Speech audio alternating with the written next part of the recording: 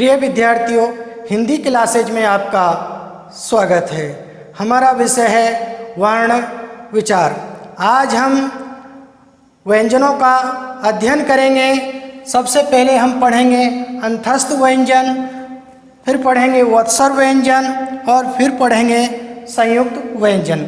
सबसे पहले हम पढ़ेंगे अंतस्थ व्यंजन। सबसे पहले हम ये जानेंगे कि अंतस्थ व्यंजन होते क्या हैं, अंतस्थ व्यंजन कहते किसे हैं। तो यहाँ पर अंतस्थ व्यंजन की परिभाषा है, वे व्यंजन जिनका उच्चारण स्वर और व्यंजन के मध्य होता है उन्हें अंतस्थ व्यंजन कहते हैं। वे व्यंजन जिनका उच्चारण स्वर और व्यंजन के मध्य होता है उसे अंतस्थ व्यंजन कहते हैं।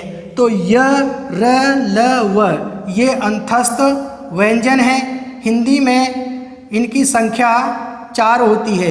य, र, ल, व ये अंतस्थ व्यंजन है। अब हम पढ़ेंगे वत्सर्य व्यंजन। आपको इसके नाम से ही पता लग जाएगा कि इनका उच्चारण कैसे होता है। वत्सर्य का अर्थ संस्कृत में मसूड़े होता है। वत्सर्य का अर्थ संस्कृत में क्या होता है? मसूड़े। तो वे व्यंजन जिनका उच्चारण करते समय हमारी जीभ का अग्रभाग ऊपर वाले जबड़े के आगे के दांतों के मसूड़ों को स्पर्श करता है उसे वत्सर्य व्यंजन कहते हैं। यानी कि वे व्यंजन जिनका उच्चारण करते समय हमारी जीभ है वो मसूड़ों को स्पर्श करती है। एक बार फिर से परिभाषा पढ़ देता हूँ। वे व्यंजन जिनका उच्चारण करते समय हमारी जीभ का अग्रभाग ऊपर वाले जबड़े के आगे के दांतों के मसूड़ों को स्पर्श करता है उसे वत्सर्य व्यंजन कहते हैं।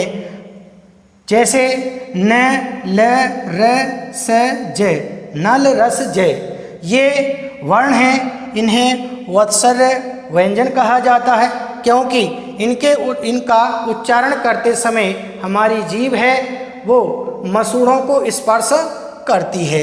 अब हम पढ़ते हैं संयुक्त व्यंजन। सबसे पहले हम ये जानेंगे कि संयुक्त व्यंजन होते क्या हैं, संयुक्त व्यंजन कहते किसे हैं। तो यहाँ पर संयुक्त व्यंजन की परिभाषा है।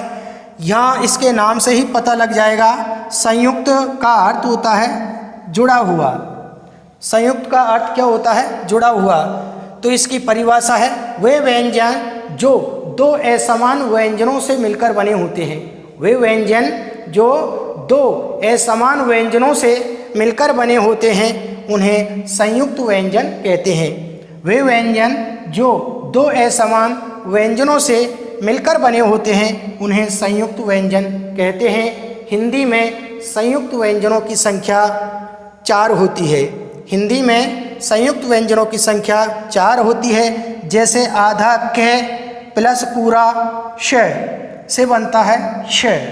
इसी तरीके से आधा श प्लस रे से मिलकर के बनता है स्र।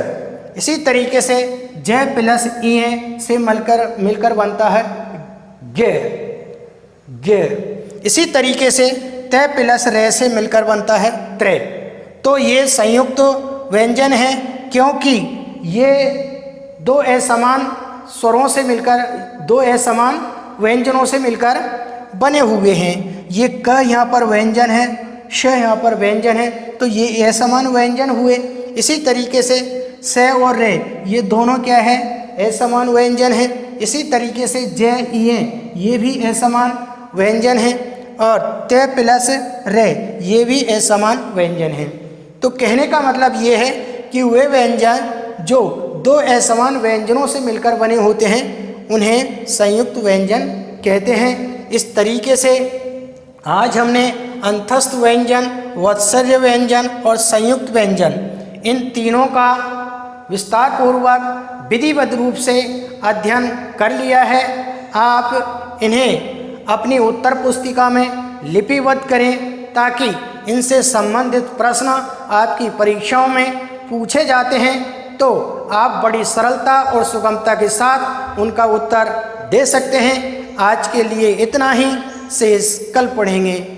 Thank you.